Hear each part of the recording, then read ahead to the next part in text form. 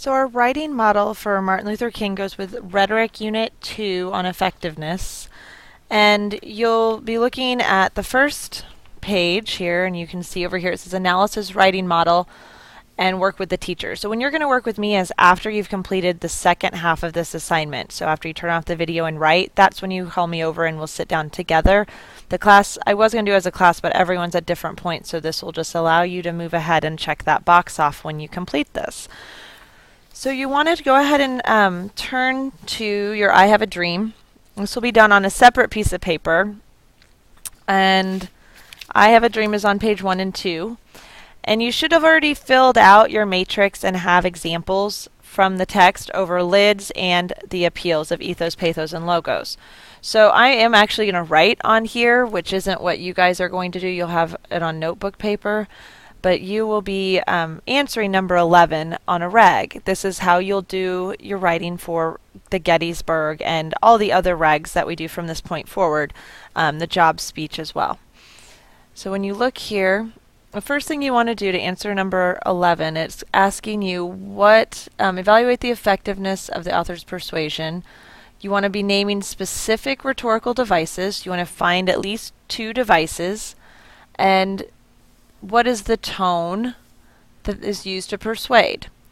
And then identify the specific devices and embedded quotes. Just like we've done all along, this is no different except that our commentary is a rhetorical device commentary. So you want to first indicate tone. You could say Martin Luther King, and you should be copying this down because you will need this as well as you're going to do the second half of the paragraph. Martin Luther King Jr. in his speech, I Have a Dream,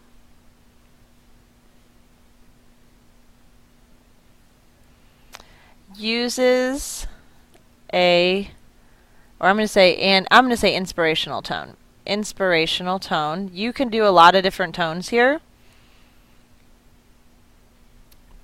So anything I highlight is kind of stuff that you will always have. You always have the author, you always have the text, you always have a tone.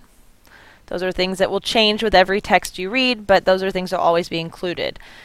And then we'll say how he persuades. King persuades.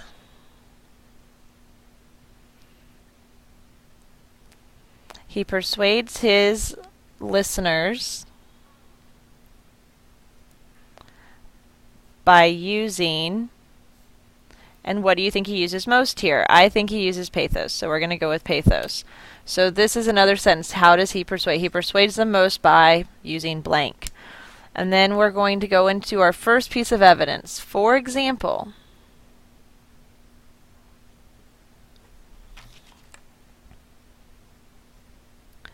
I have a dream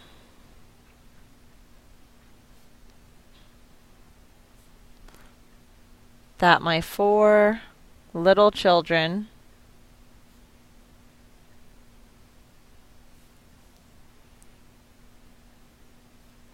will one day live in a nation. Again, you guys are copying this down on your notebook paper because you'll just staple this to your packet, where they will not be judged by the color of their skin,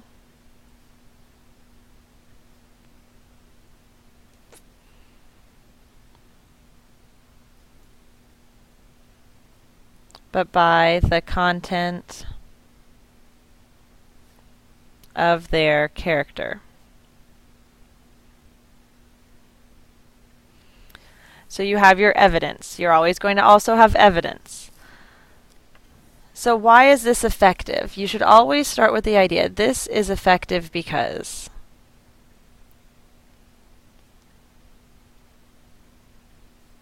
And so before I finish that sentence, this is effective because is going to become very relevant when you do your rhetorical device, your example, and explain this device and how it's effectively used to persuade. This persuades because, this is effective because. It'll be used under the devices in your reg. So this is effective because It creates hope for the next generation.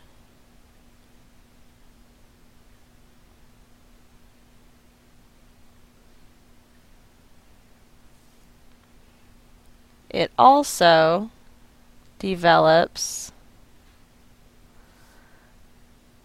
a sympathy by allowing the audience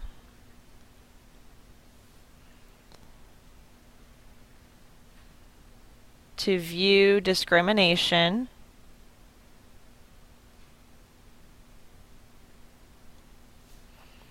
from a child's perspective.